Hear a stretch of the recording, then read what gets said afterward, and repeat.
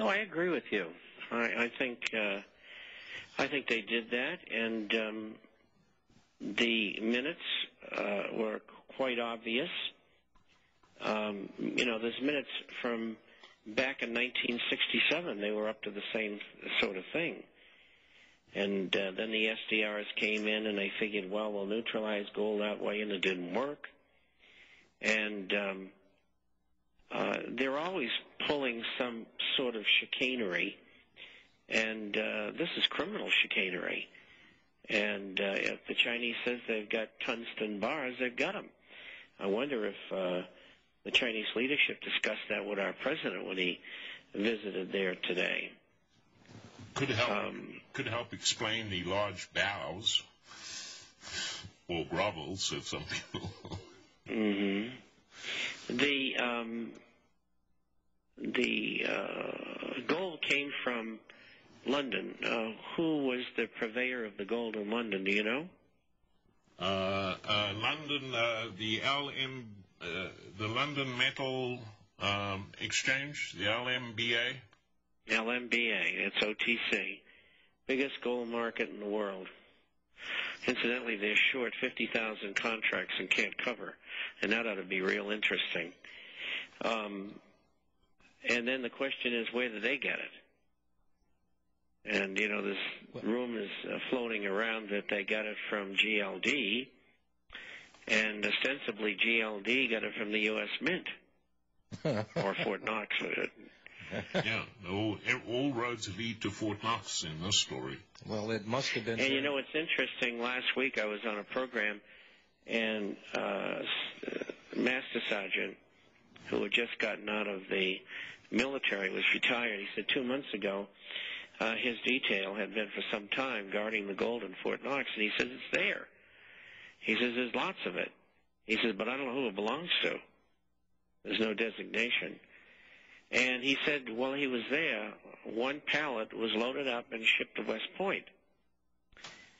And it'll be interesting to see whether that was for coin mintage or maybe it was to be held in the vault there for Germany. I don't know, because the German melt gold was there. Whether it's still there or not, I don't know. Bob, this could help explain a lot of things. It could help explain how mints around the world collectively were short gold blanks. Remember that at the beginning of the year? Mm-hmm. It could help explain, obviously, many of the things that were just very hard to try and figure out because they didn't make any sense. This story, unfortunately, connects a lot of dots, but it's still alleged. Well, my question is, if that was placed there, guys, to substitute for real gold, who made off with the gold? Well, it's the Clinton-Bush crime families. That's who got the gold. Is that how he bought all that property down, Paraguay? Mm-hmm. Could be. I mean, there's so many things. Why did HSBC all of a sudden stop storage at its facility? Why did the Rothschilds get out of the market 5 years ago? Exactly. This stuff was going on, and they all knew it. I mean, this would make the mortgage scam pale in comparison.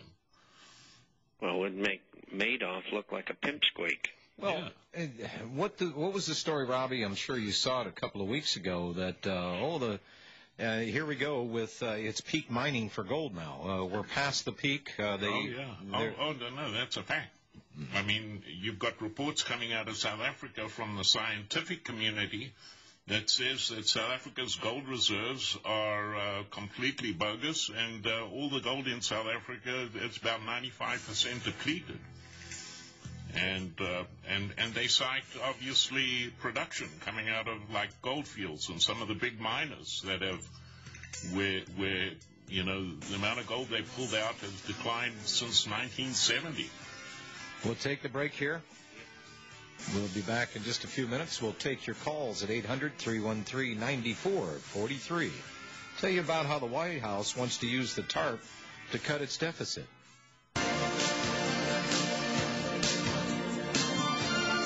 By the way, a woman writes a story named Kathy Buckle, going to a bank in Zimbabwe. She says, if you think things are back to normal in Zimbabwe, just walk into the bank. It's something I haven't done in many months, and flipping through my last checkbook reminded me of mayhem of our banks less than a year ago. Her check stubs look something like the crazy kindergarten. There's a payment for a telephone bill for $400 million, another to a dentist for $41 billion. There's a deposit of $4.6 trillion, and another page showing a balance on hand of $14 trillion. One page is slashed through in red ink with words, NB, August 08, 10 zeros removed by Gano. Now, also in red ink on the check stubs were the words, can't get in bank, queries of thousands. Now, she says that she went into this bank, and by the way, it's Reserve Bank Governor Mr. Gano. Zimbabwe's much talked about sovereignty is long gone when it comes to the economy. And she said, I was the only customer in a newly refurbished international bank. She said, I still have the account they told me after tapping in my numbers, but it's no longer valid. The balance left there in January of this year of trillions of dollars, or was it quadrillions, is gone, apparently eaten up by devaluation and ledger fees not converted to real U.S. dollar money. Well, she's had other problems there as well, wire transfers, and they told her, this is the only woman in the bank. And she had to wait on tellers that were putting on makeup and people that had slips so she could access his account. You have to write this stuff down. You just can't tell them. And they were all busy just talking to the people in the bank. She's the only customer, and they weren't really happy with even waiting on her. Zimbabwe? My God. Bob, I was handed this, and I had to read this thing 3 times to make sure that I'm still on planet Earth and there's still oxygen in the atmosphere. The Obama administration, and this is coming out of Market Watch, is questioning whether some of the $700 billion bank bailout package should be used for deficit reduction while reorienting the use of some of the funds toward assistance for troubled homeowners and lending for small businesses. And here's the quote. White House Office Management and Budget Director Peter Orszag said in an interview, we are reorienting the TARP toward assistance for responsible families and lending for small businesses. A question arises as part of it is whether, while maintaining flexibility for future financial crisis, one can free up some resources for debt reduction. But we'll have more to say about that later.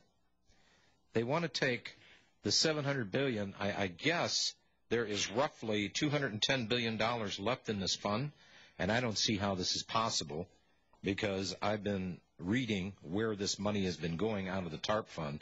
I think the thing is broke, but they're saying there's $210 billion in it. But even if there was, Bob, what's wrong with this picture? We got $210 billion off of money that was extorted from, well, the American people, and now we're going to take that borrowed money to throw it at the deficit. What? Well, they're not going to throw it at the deficit. They're going to throw it at the street people, the people in Detroit and places like that, because this is part of Obama's stash. And they're going to give it away. That's what they're going to do with it. Well, let me get... And, of course, you know where it's going, to what area, and areas, and it's a giveaway. Well, let me...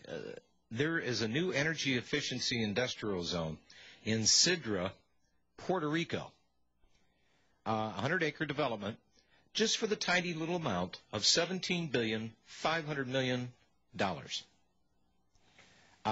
Miami-Dade Transit, they got roughly $2.5 billion. for connecting Miami International or Intermodal Center to West Miami-Dade Urban Center.